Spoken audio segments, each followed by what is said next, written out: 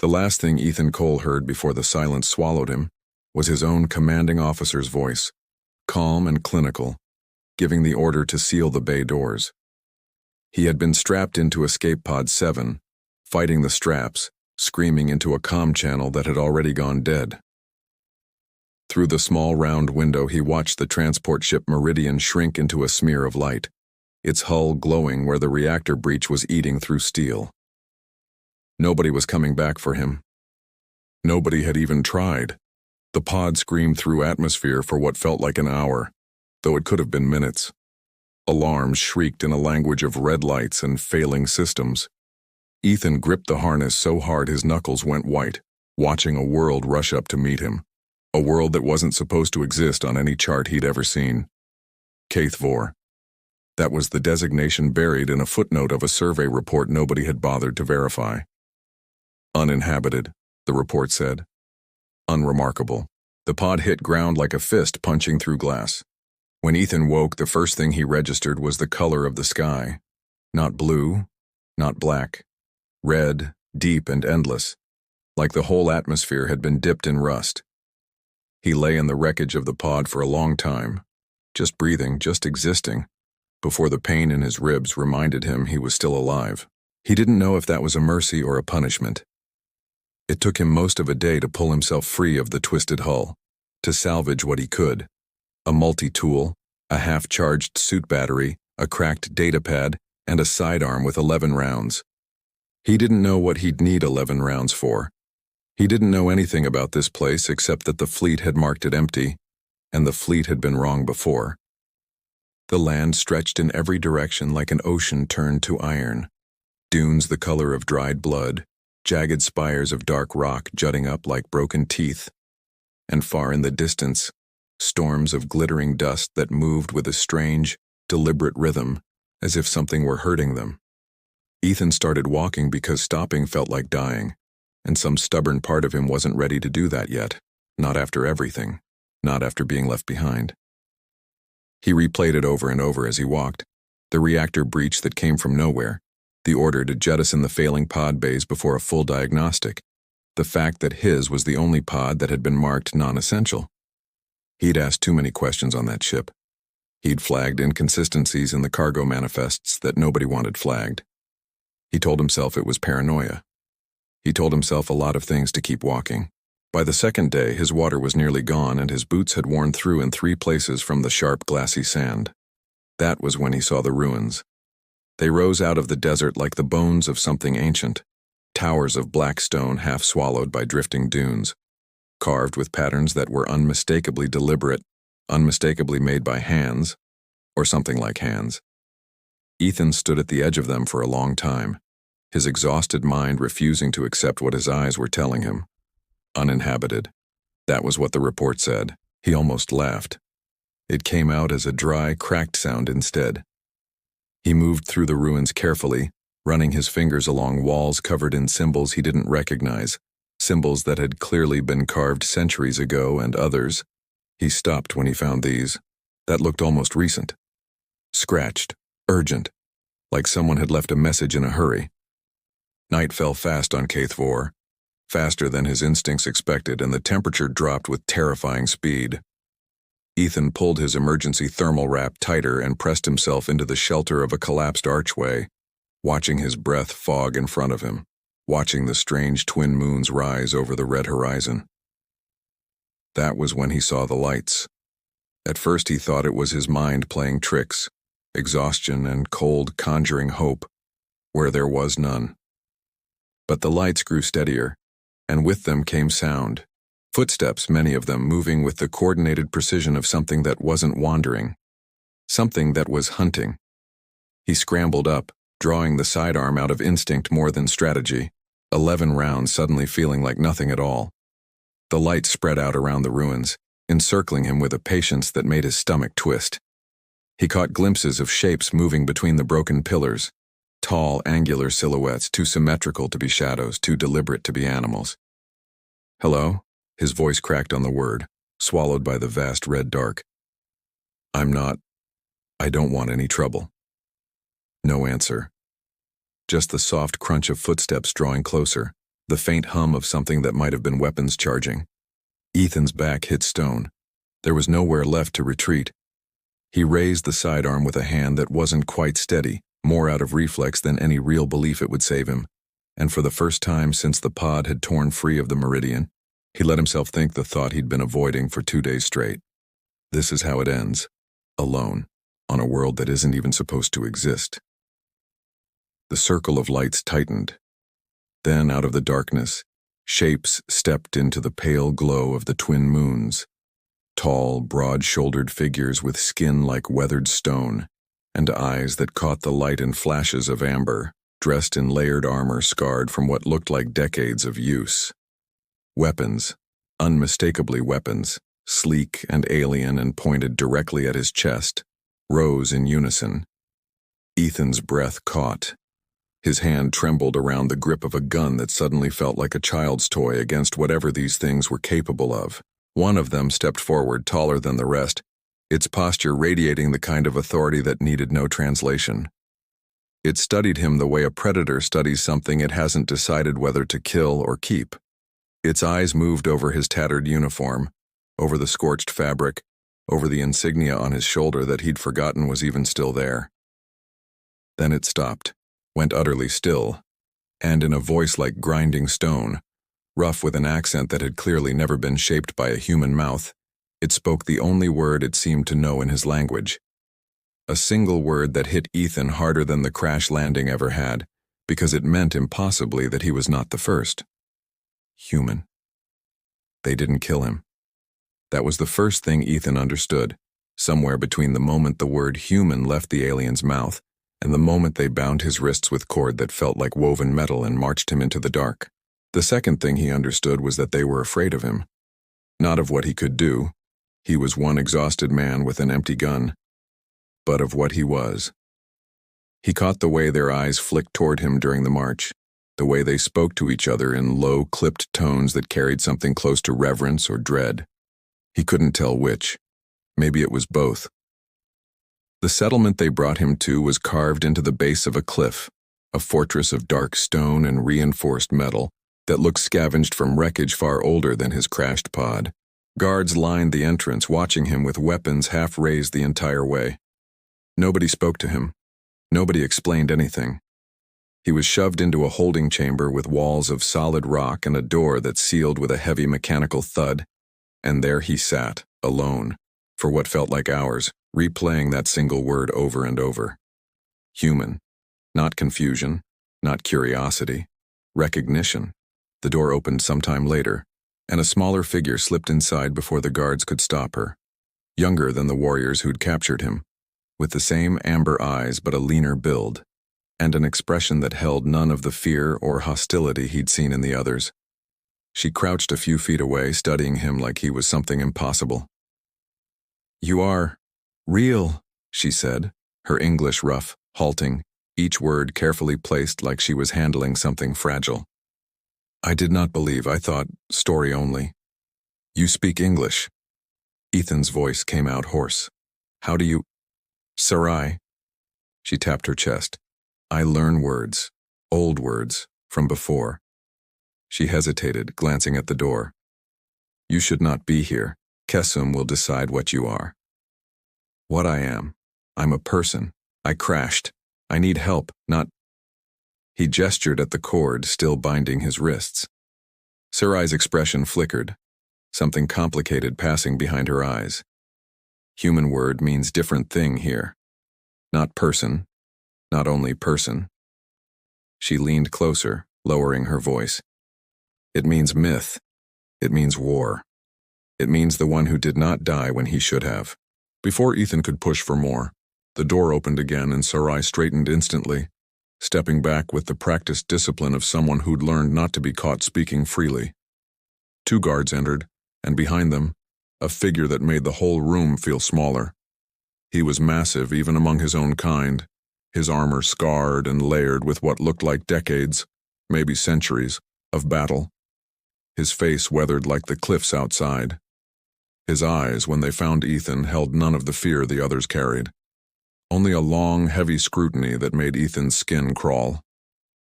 "Kesum," Sarai murmured, and bowed her head. The warlord studied Ethan in silence for a long moment, circling him slowly, the way a man might circle a ghost he wasn't sure was real. When he finally spoke, his English was better than Sarai's. Old, formal, deliberate, like a language he'd learned by necessity rather than curiosity. "You fell from the sky," Kesem said, "alone. My ship had an accident. I was jettisoned." Ethan kept his voice steady, though his pulse was hammering. "I don't know where I am. I didn't even know this world had people on it." "No one knows," Kesem said. "That is how we prefer it." His eyes narrowed slightly. "Your kind marked this world empty, yet this is the second time your kind has been wrong." Ethan's chest tightened. "The second time?" Kesem didn't answer directly. Instead, he reached out and gripped the torn shoulder of Ethan's uniform, running a thick finger over the faded insignia stitched there. The same insignia Ethan had almost forgotten was still visible. Something shifted in the warlord's expression, something that looked impossibly like old grief. "Your ships do not come to Kaithvor," Kesem said slowly. "Your people believe this world is a corpse, uninhabited, forgotten." His grip tightened almost imperceptibly. "That is not true. It has never been true. And it is not the first lie your kind has told about this place." "I don't understand," Ethan said. And it was the truth. "Earth doesn't know this planet exists. I've never even heard the name Kaithvor before I woke up in that wreckage." "Then you know less than you think," Kesem said, "and more than you should." The warlord straightened, releasing him, his gaze sweeping once more over Ethan's face as if searching for something specific, a resemblance maybe, or a memory. Whatever he was looking for, he didn't say if he found it. "Take him to the lower chamber," Kesem said to the guards, switching briefly to his own language before returning to English, his final words directed at Ethan alone. "You will be kept. Not because we trust you, because until we understand what you are, killing you would be a mistake we cannot undo twice." "Twice," Ethan repeated, but Kesem was already turning away, his cloak sweeping behind him like a closing door. The guards seized Ethan's arms and hauled him toward the exit, Sarai watching from the corner with an expression torn between sympathy and something that looked almost like hope. As they dragged him through the wide stone corridor toward the lower levels, Ethan's eyes swept instinctively across the chamber they passed through, a vast hall lined with old banners, weapons mounted on the walls, trophies of wars he knew nothing about. And there, half buried beneath layers of rust and dust near the base of a massive stone throne, wedged into the wall like it had been fused there by time itself, was a piece of curved metal, scorched, weathered, but unmistakable, even in the dim torchlight.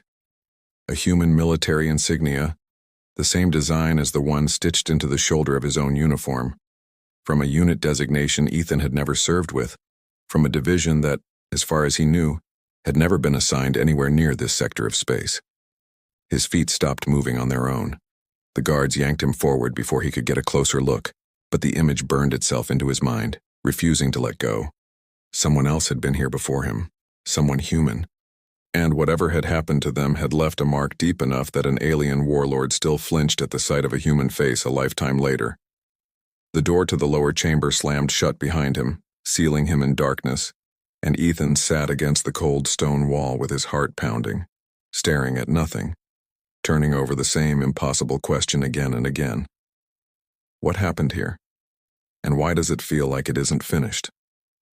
The old Vorkai in the corner of the cell had been watching Ethan for hours before he finally spoke, and when he did, his voice carried the dry rasp of someone who hadn't used it in far too long. "You are the one everyone is whispering about." Ethan lifted his head from where he'd been slumped against the stone wall, tracking the sound to a figure he'd barely noticed in the gloom. Smaller than Kesem's warriors, thinner, with cracked amber eyes and hands scarred not from battle but from something more precise. Work. Study, maybe. "They put you in here with me," Ethan said. It wasn't a question. "They put me in here because I ask questions no one wants answered." The old one shifted, wincing as old joints protested. My name was Threll. I was a historian once. Keeper of the old records before Kessam's father decided some records were better forgotten. He studied Ethan with open curiosity now, none of the fear the guards had shown. You do not know what you are, do you? What you represent? I'm an engineer, Ethan said. I got left behind on a dying ship and crashed on a planet that isn't supposed to have anyone on it. That's what I represent. Threll made a sound that might have been a laugh, dry and humorless. Your kind said that once before. Uninhabited. Forgotten.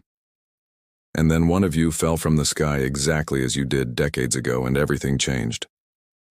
Ethan's pulse quickened. Tell me. Threll studied him a long moment, as if weighing whether the truth was a gift or a weapon. Then slowly, he began. Generations passed. Before Kessam ruled, before even his father ruled, the Sky Wolves came to Kaithfor. You do not know this name. You will.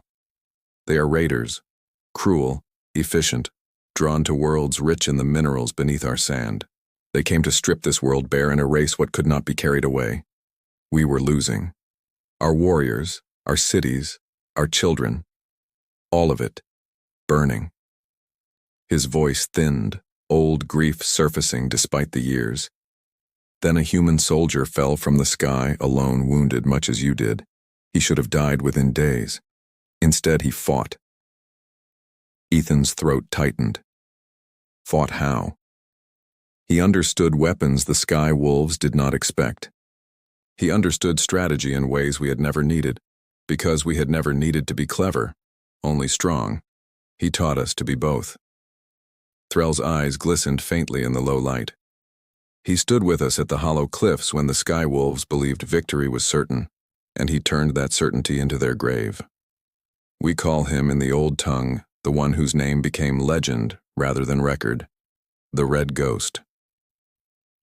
The cell felt smaller suddenly, the walls pressing in around a truth Ethan wasn't ready to hold.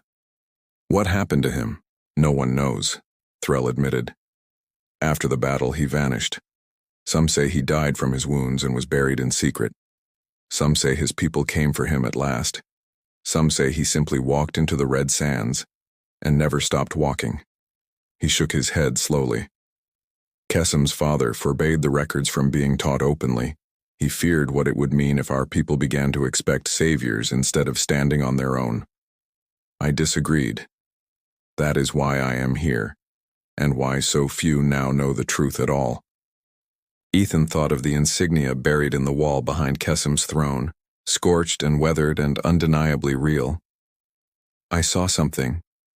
In the hall, a piece of metal, human-made, fused into the stone. Threll's expression sharpened. That is not something Kessam shows outsiders. I wasn't shown it. I saw it by accident.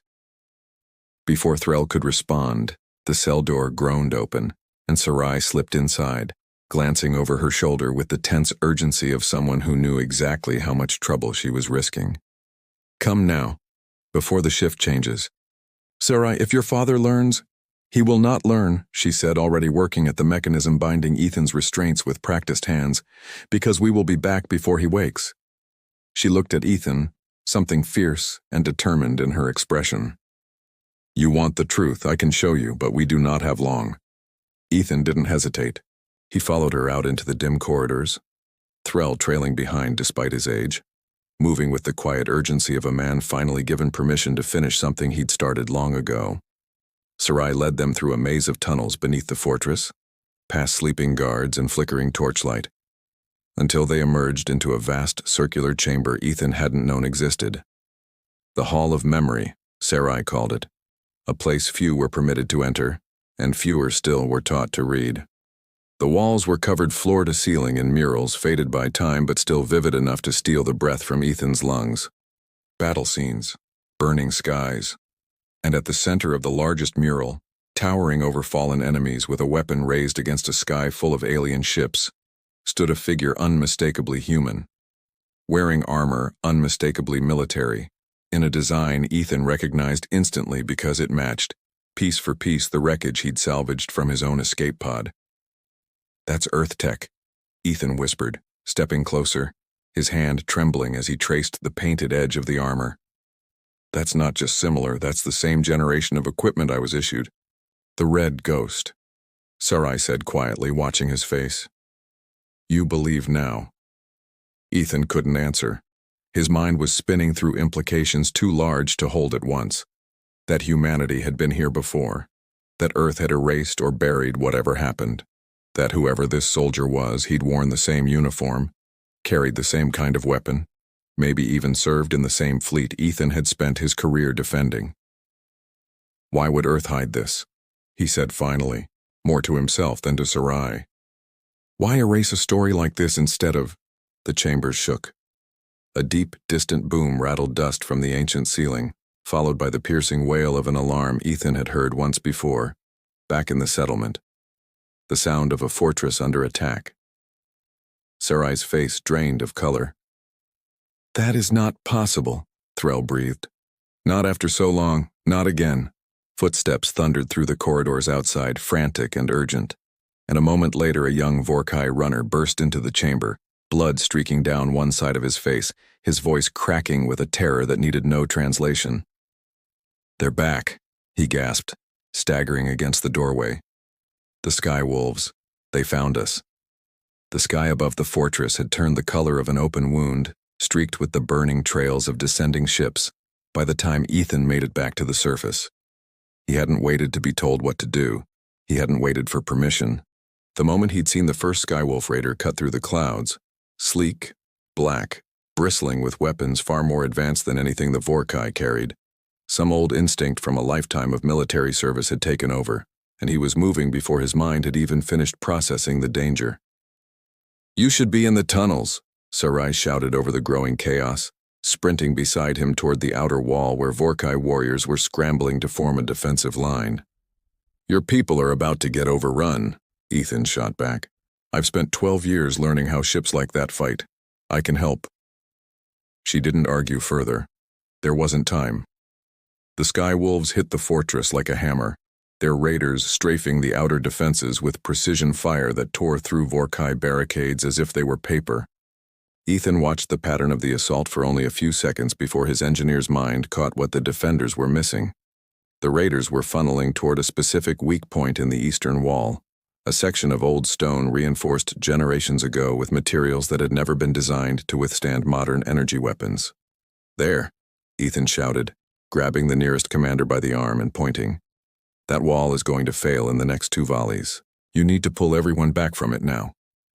The commander hesitated, distrust flickering across his face even amid the chaos, but Sarai's sharp command settled it, and the warriors began falling back just as the eastern wall buckled and collapsed in an explosion of dust and stone exactly as Ethan had predicted. It bought them time. Not much, but enough. Ethan's mind raced through everything he had.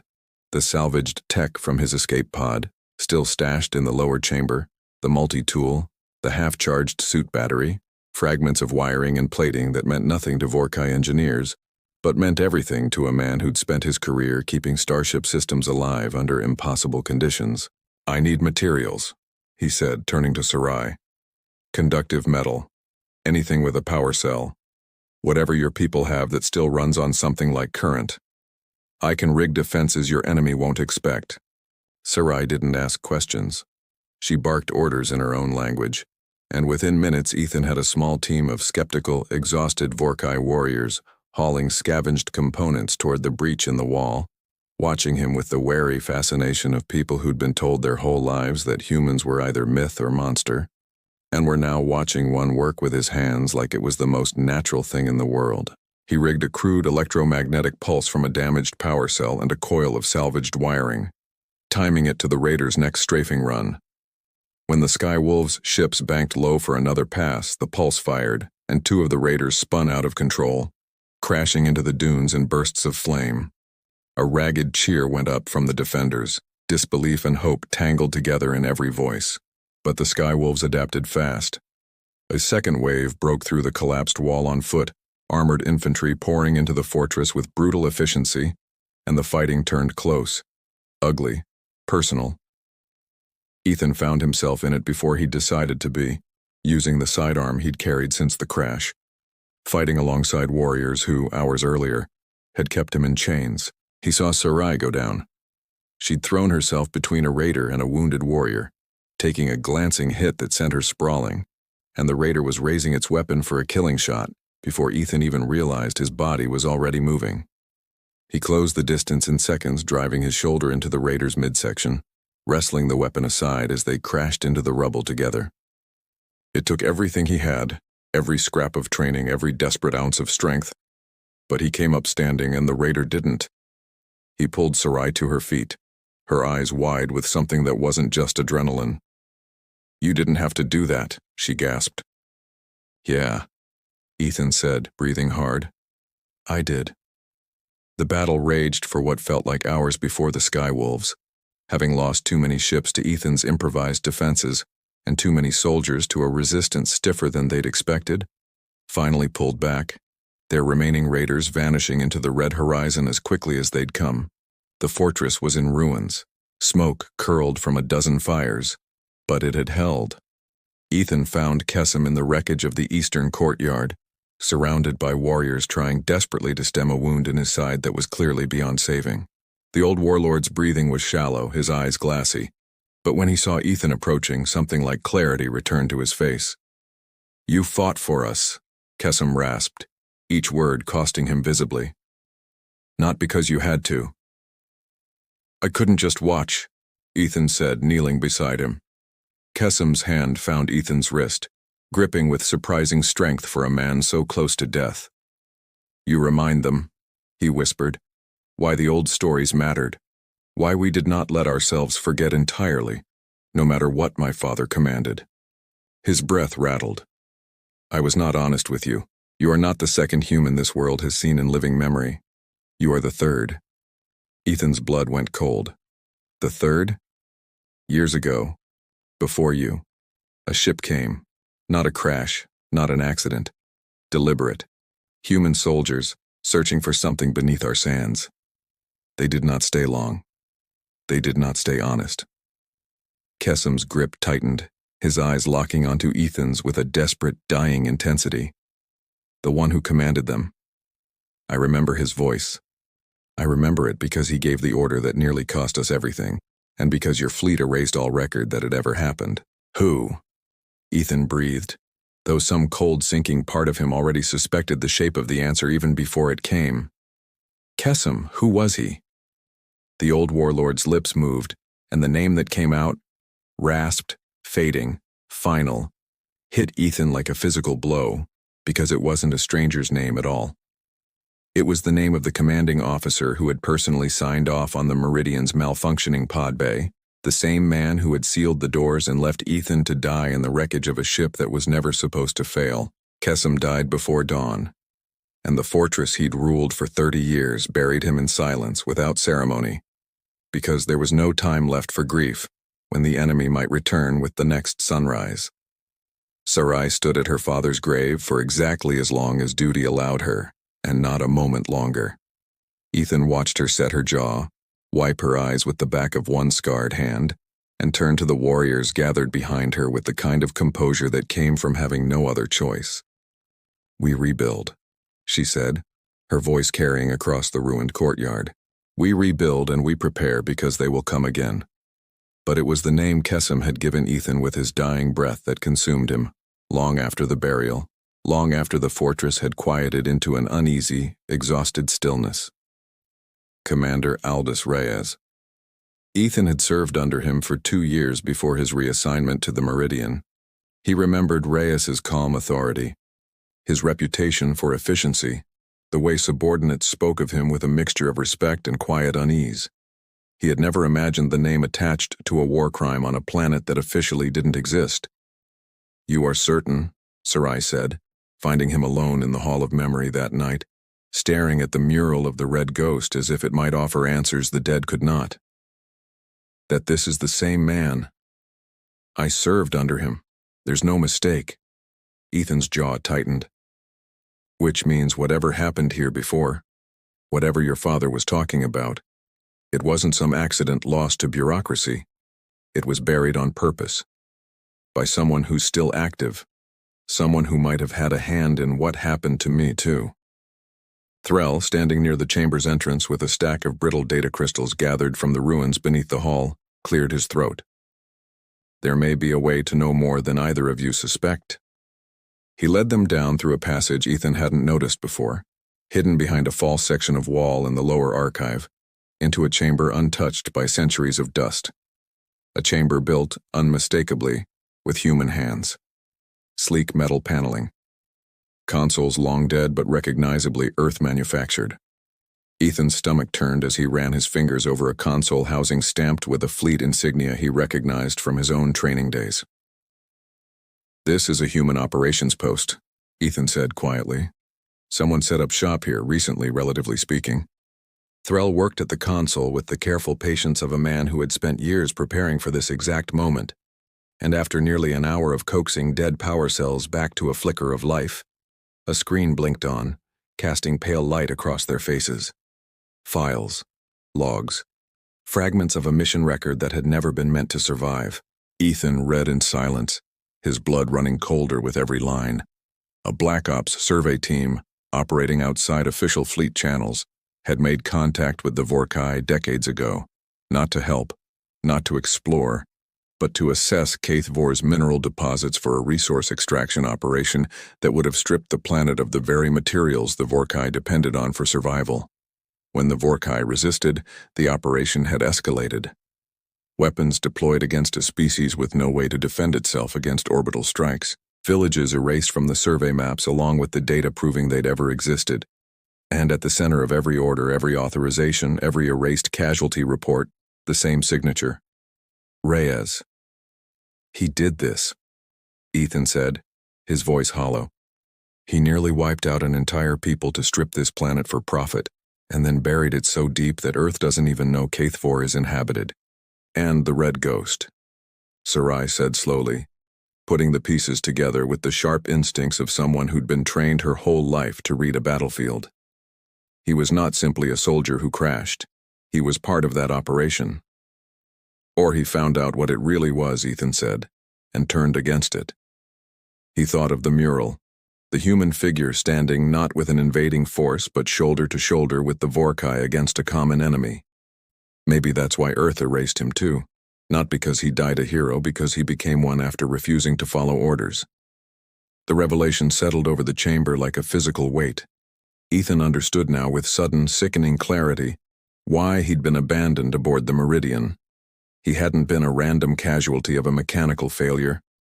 He'd been a loose end, an engineer who'd flagged too many irregularities in cargo manifests that were never meant to be scrutinized, manifests that likely traced back to the very same operation Reyes had buried here years before.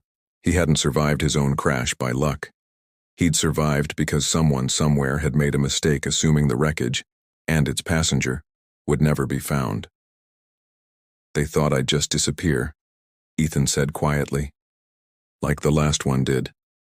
Like the villages did. Like all of this did." Sarai's hand found his shoulder, steady and grounding. "You did not disappear." Before Ethan could respond, a warning chime pulsed from the ancient console, an automated system flickering back to unexpected life as it detected something in orbit, something with a transponder signature the buried system still recognized after all these years.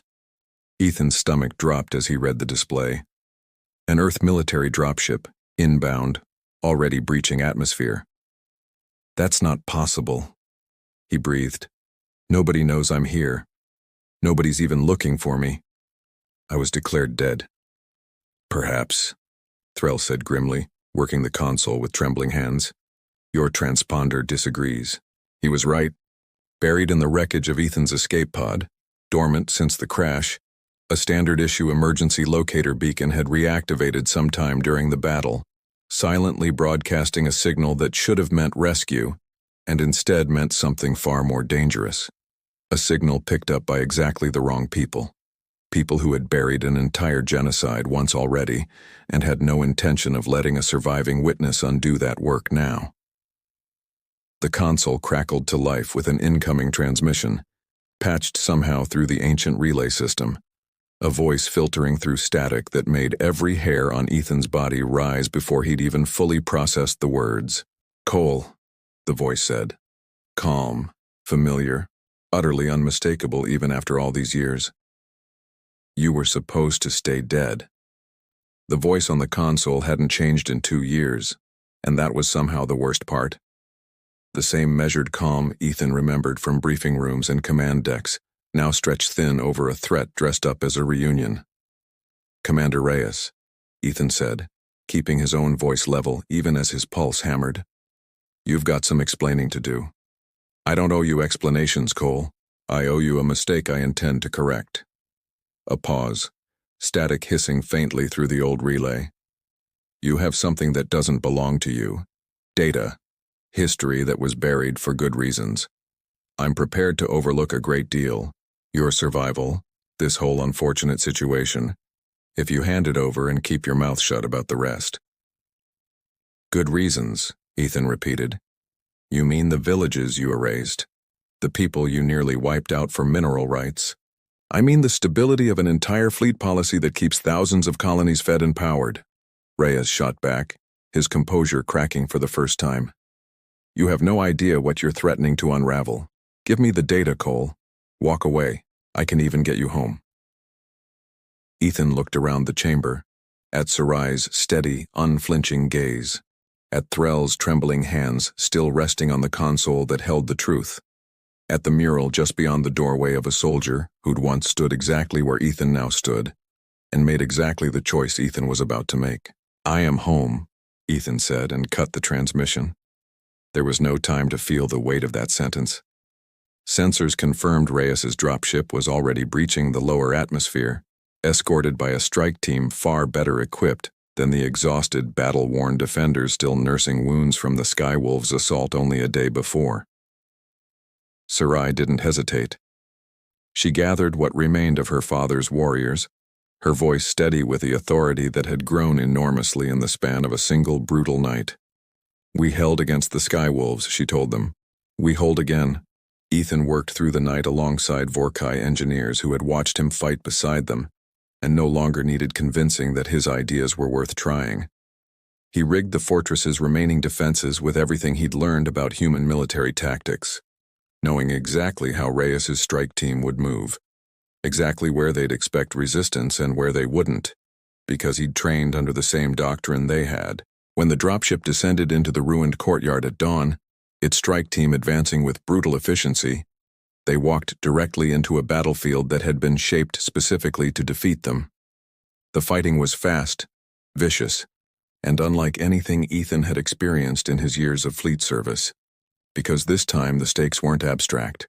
This time he was defending people who had chosen to trust him, standing beside Sarai as an equal in a fight that felt, for the first time since the Meridian's reactor breach, entirely worth surviving. Reyes emerged from the wreckage of his own failing operation near the end, weapon raised, his composure finally completely gone. "You don't understand what you're doing," he snarled, blood streaking one side of his face. "This isn't some noble stand, Cole. This is treason." "No," Ethan said, standing his ground as Sarai and a dozen Vorkai warriors closed in around them. "Treason is erasing an entire people to protect a mining contract. This is just me finally doing something right." Reyes's finger tightened on the trigger, and for one suspended second, Ethan genuinely believed it would end there, in the ruins of a fortress he'd only known for a handful of days. Then Sarai moved, faster than Ethan could track, disarming Reyes with the same brutal efficiency she'd shown against the Skywolves, and the fight, the whole desperate, impossible fight, was suddenly, finally, over. They took Reyes alive. Ethan insisted on it even as every instinct screamed otherwise, because a dead man couldn't be made to answer for what he'd done, and Ethan wanted the truth to outlive the man who'd spent 2 decades burying it. In the days that followed, working with Threll and the salvaged human console, Ethan compiled everything: the buried mission logs, the erased casualty reports, the Black Ops authorization trail that led directly to Reyes and the fleet officials who'd protected him. He transmitted it through the ancient relay, patched into channels he barely remembered how to access, sending the truth screaming across the stars toward an Earth that had declared him dead and would now have no choice but to reckon with exactly what that death had been meant to hide.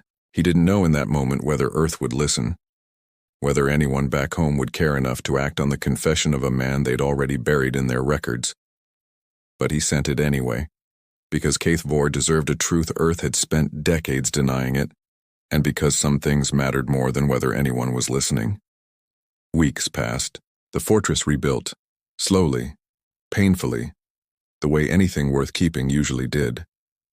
Sarai took her father's place not as a warlord, but as something closer to what Ethan recognized as a leader worth following, and the Vorkai who had once regarded him with suspicion now greeted him in the corridors with something Ethan had never expected to feel again in his life: belonging. On a quiet evening months later, Ethan stood atop the fortress's rebuilt eastern wall, watching the twin moons rise over an endless red horizon that no longer felt like a graveyard, but like something else entirely. Sarai found him there, as she often did now, standing beside him in a silence that had become comfortable rather than uncertain. Earth responded, she said quietly. Threll intercepted a signal an hour ago. They are sending an inquiry. Officials. Questions your commander Reyes will not enjoy answering. It's a start, Ethan said. Doesn't undo what happened. Doesn't bring back what was lost. He looked out over the fortress, rebuilt with human hands working alongside Vorkai ones, over a people who had once feared his kind and now called him something else entirely. But it's a start. Sarai studied him for a long moment, the way she had that very first night in the holding cell, when she'd looked at him like he was something impossible made real. There is a word, she said finally, in the old tongue. It is what we called him. The first one. The red ghost. She paused, searching for the right shape of the translation. It means the one who stayed when he could have run, the one who chose. What would you call me then? Ethan asked. Sarai reached out and rested her hand against his, her amber eyes catching the last light of the setting sun. The same, she said simply. Because you are the same. Not the ghost who came before you. The one who came after, and chose exactly as he did. Behind them, the fortress lights flickered on one by one against the deepening dark, and above them, the twin moons rose over a red horizon that stretched endlessly toward a sky no longer empty, a sky that, for the first time in the long, quiet history of this forgotten world, held the promise of something Ethan had never expected to find again after the day Earth had left him behind. Not rescue, not conquest, not something far rarer and far more human in the truest sense of the word, a home worth staying for.